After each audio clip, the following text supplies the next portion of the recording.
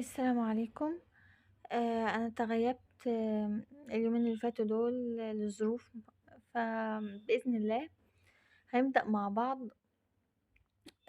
ملخص سنة رابعة الترم الأول، وبإذن الله هانزّل كل يوم فيديو، عشان طبعًا أنتم عارفين ميعاد الامتحان قرّب، فهانزّل كل يوم ملخص ل هنبدأ من سنة رابعة الترم الأول، وبعد كده رابعة الترم التاني، بعد كده خمسة الترم الأول، خمسة الترم التاني، بإذن الله لحد ثانوية عامة بإذن الله.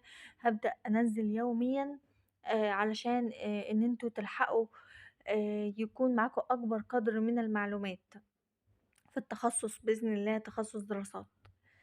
يالّا نبدأ بسم الله الرحمن الرحيم. ده طبعًا ملخص سنة رابعة الترم الأول. أول سؤال معانا: يتم التقاط إيه اللي بيتم التقاطها بواسطة الطائرات؟ دي الصورة الجوية. يتم التقاطها بواسطة الأقمار الصناعية، دي الصورة الفضائية.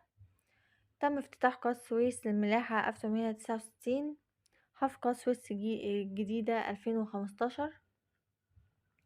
مين اللي اتكلم عن أهمية موقع مصر بين قارات العالم القديم وأثره على الاقتصاد المصري والعالمي؟ ده جمال حمدان. مصر فيها كام محافظة؟ 27 محافظة، وقديما كانت 42 إقليم.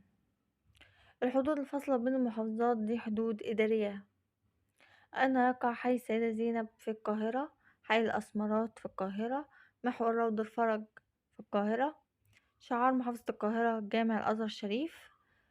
العيد القومي لمحافظة القاهرة 6 يوليو. ايه هو العيد القومي لمحافظة القاهرة؟ لأن جوهر الصقلي بنى مدينة القاهرة. وبيجي سؤال تاني: مين اللي بنى مدينة القاهرة؟ جوهر الصقلي. ايه هي أرض الفيروز؟ دي شبه جزيرة سيناء.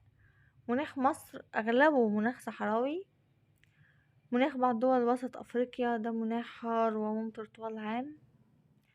يقاس المطر بمقياس المطر.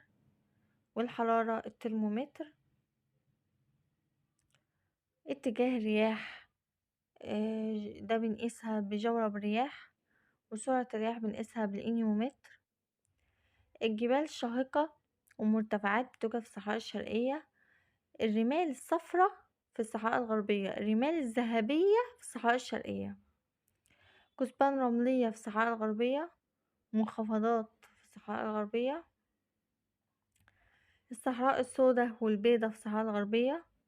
البيئة الزراعية سطحها مستوي. أكبر بحيرة صناعية بحيرة ناصر. البيئة الساحلية سطحها شبه مستوي. الرمال السوداء موجودة في البحر المتوسط. الرمال السوداء بتدخل في صناعة الخزف.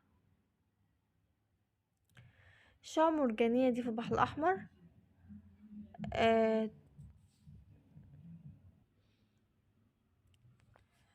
توليد الكهرباء من المية دي السد العالي. توليد الكهرباء من الرياح دي الزعفرانة، محطة الزعفرانة. توليد الكهرباء من الطاقة الشمسية دي محطة كريمات. الخوص بيصنع من ورق النخيل. صناعة النسيج والسجاد اليدوي ده موجود في قرية الحرانية في الجيزة. صناعة الخيامية دي في القاهرة، محافظة القاهرة، في شارع الحرانية الخيامية في منطقة الأزهر. صناعة الزجاج دي في الدقهلية في قرية جراح. مدينة الجلود دي في الركي لصناعة الجلود. أول بنك وطني في التاريخ بنك مصر، عشان كان في سؤال قبل كده كانوا متلخبطين فيه اللي هو أول بنك بس مقالش وطني.